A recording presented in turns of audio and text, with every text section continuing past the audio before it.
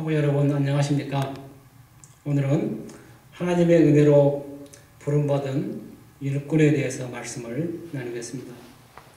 본문 말씀은 마태복음 20장 1절로 16절입니다. 말씀을 봉독하겠습니다.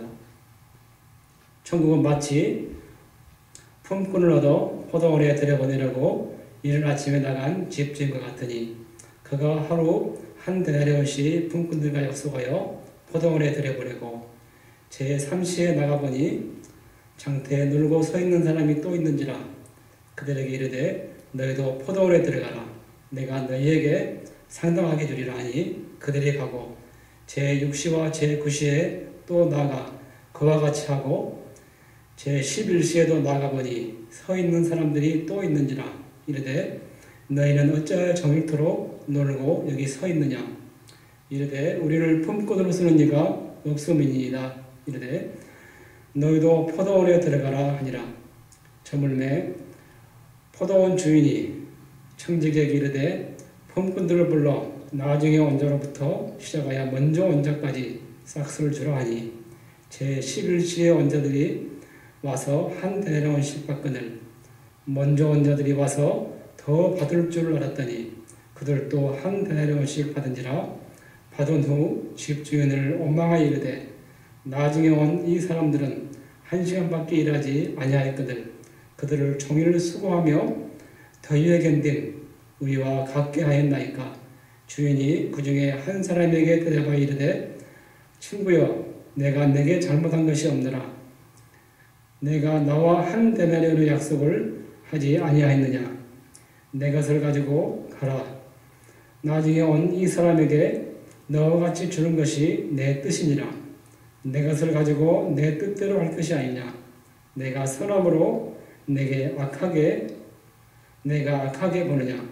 이와 같이 나중된 자로서 먼저 되고 먼저 된 자로서 나중되리라. 천국은 죽었을 뿐만 아니라 현세에서도 천국 생활을 할 수 있습니다. 예수님은 우리가 지금 이곳에서 천국 생활을 어떻게 살아야 할지를 말씀하십니다. 예나 지금이나 길거리에 넘쳐나는 것은 인력 시장입니다. 실업자가 많습니다. 당시 이스라엘에서도 경제 사정이 절박했습니다. 일꾼들이 일할 곳이 적었기 때문에 장터에 나가면 언제든지 일꾼들을 찾을 수 있었습니다. 일꾼들이 일하는 것은 고용주의 은혜에 달려있다고 생각해야 했습니다. 예수님은 본문 1절 천국은 마치 품꾼을 얻어 포도원에 들어보내려고 아침에 나간 집주인과 같다고 말씀하셨습니다. 품꾼은 집주인의 은혜로 고용되어야 포도원에서 일할 수 있었습니다. 오늘 천국 비유의 말씀에서 집주인은 하나님이고 품꾼은 성도이며 포도원은 천국입니다. 유대 시간은 해가 뜨는 시간을 0시, 해가 지는 시간을 12시로 합니다. 유대 시간에 6을 더하면 우리 시간이 됩니다. 본문 말씀에서 세 가지를 나누겠습니다. 첫 번째, 하나님의 은혜로 부르심. 두 번째, 하나님의 은혜로 주신 생명. 세 번째, 하나님의 은혜 안에서의 일꾼의 자세에 대해서 나누겠습니다. 첫 번째, 하나님의 은혜로 부르심입니다. 집주인은 이른 아침부터 3시, 6시, 9시에 직접 나가서 품꾼을 불렀습니다. 그리고 일이 거의 끝날 무렵 11시에도 나가셨는데 노는 품꾼들을 보셨습니다. 누가 쓰는 사람이 없는 자들이었습니다. 그들도 와서 일하라고 하셨습니다. 요한계시록 3장 20절에 보면 벌저다 내가 문 밖에서 들으니 누구든지 내 음성을 듣고 문을 열면 내가 그에게로 들어가 그로 더불어 먹고 그는 나로 더불어 먹으리라고 말씀하셨습니다. 예수님은 오늘도 내일도 종말이 오기 전까지 사람들을 찾으십니다. 누구든지 주님의 부르신 음성을 듣고 문을 열면 예수님은 그에게로 들어가 영원한 생명을 주시겠다고 약속하십니다. 우리 주위에는 영적으로 굶주림 가운데 있는 방황하는 사람들이 너무 많이 있습니다. 하나님의 은혜와 사랑을 나눠줘야 할 대상입니다. 나의 눈에는 영적으로 굶주린 사람들이 보입니까? 우리는 어떻게 해야 합니까? 우리는 하나님의 은혜의 통로로 쓰임받아야 합니다. 하나님은 우리를 은혜로 부르셨습니다. 두 번째, 하나님의 은혜로 주신 생명입니다. 집주인은 품꾼에게 한 데나리온을 품삯으로 약속하고 고용했습니다. 나중에 고용된 자들에게도 상당하게 주리라고 약속했습니다. 일이 다 끝나고 품삯을 지불해야 했습니다. 집주인은 청지기를 불러 맨 나중에 혼자부터 품삯을 주라고 했습니다. 한 데나리온을 주었습니다. 먼저 온 품꾼들은 기대에 부풀었습니다. 한 데나리온 이상을 받겠구나 생각을 했을 것입니다. 그런데 그들에게도 한 데나리온씩 지불되었습니다. 요한복음 3장 16절 말씀에서 하나님의 세상을 처럼 사랑하사 독생자를 주셨으니 이는 저를 믿는 자마다 멸망하지 않고 영생을 얻게 하려 하심이라 말씀하였습니다. 하나님은 한 데나리온인 영원한 생명을 약속하셨습니다. 하나님을 먼저 믿든 나중에 믿든 누구에게나 영생을 약속하십니다. 속담에 10손가락 깨물어 안 아픈 손가락이 없다는 속담이 있습니다. 자식이 아무리 많아도 부모에게는 다 같이 중요하다는 뜻입니다. 집주인은 11시에 부른 품꾼, 즉 1시간밖에 일하지 않는 품꾼에게도 한 데나리온인 생명을 주어야 했습니다. 즉 우리가 아무리 능력이 없고 가치가 없는 존재라 할지라도 하나님께서는 은혜로 구원하시고 누구든지 그리스도 안에 있으면 새로운 피조물이 된다고 고린도후서 5장 17절에서 말씀하셨습니다. 하나님께서는 모든 사람에게 기회를 공평하게 주시고 천국 백성 삼아 주십니다. 세 번째, 하나님의 은혜 안에서의 일꾼의 자세입니다. 집주인의 행동은 상식적으로 맞지 않는 행동이었습니다.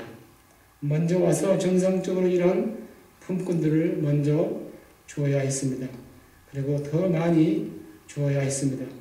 세상 논리로는 그렇습니다. 우리는 일하다 보면 보상의 논리에 의존하게 됩니다.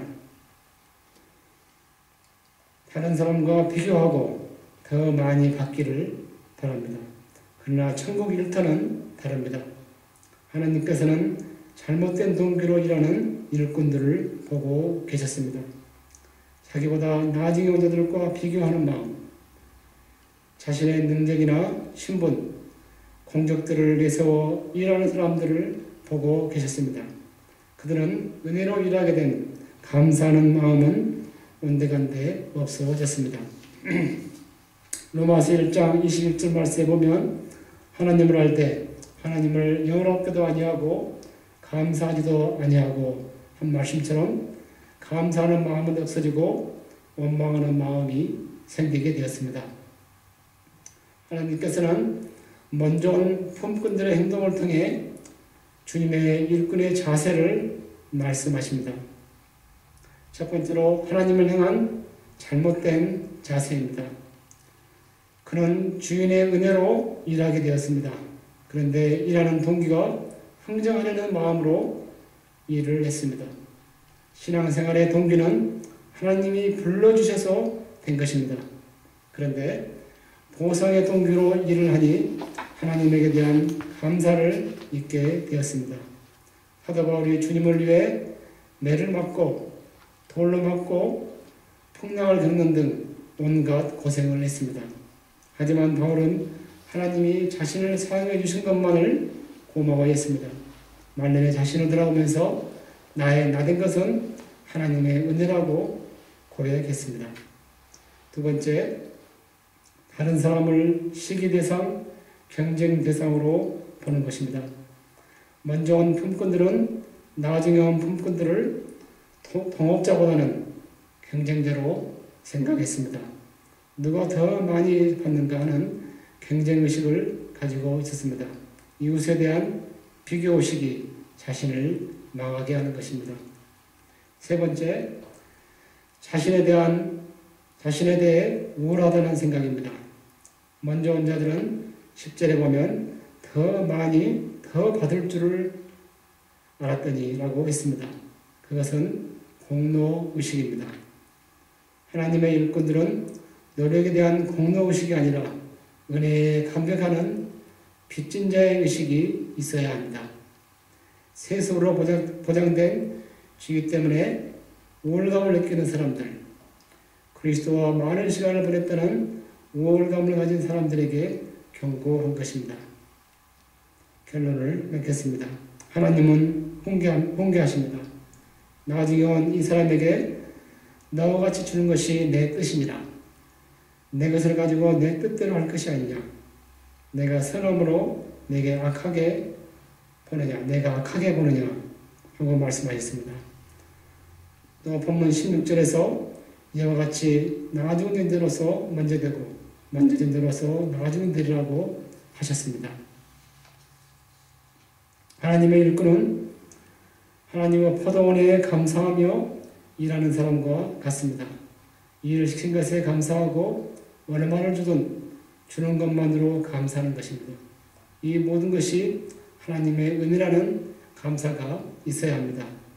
데살로니가서 5장 16절로 18절 말씀에 보면 항상 기뻐하라, 쉬지 말고 기도하라, 범사에 감사하라. 이것이 그리스도 예수 안에서 너희를 향하신 하나님의 뜻이니라 하신 말씀처럼 항상 감사하며 나의 나된 것은 하나님의 은혜입니다 라고 고백해야 합니다. 감사합니다.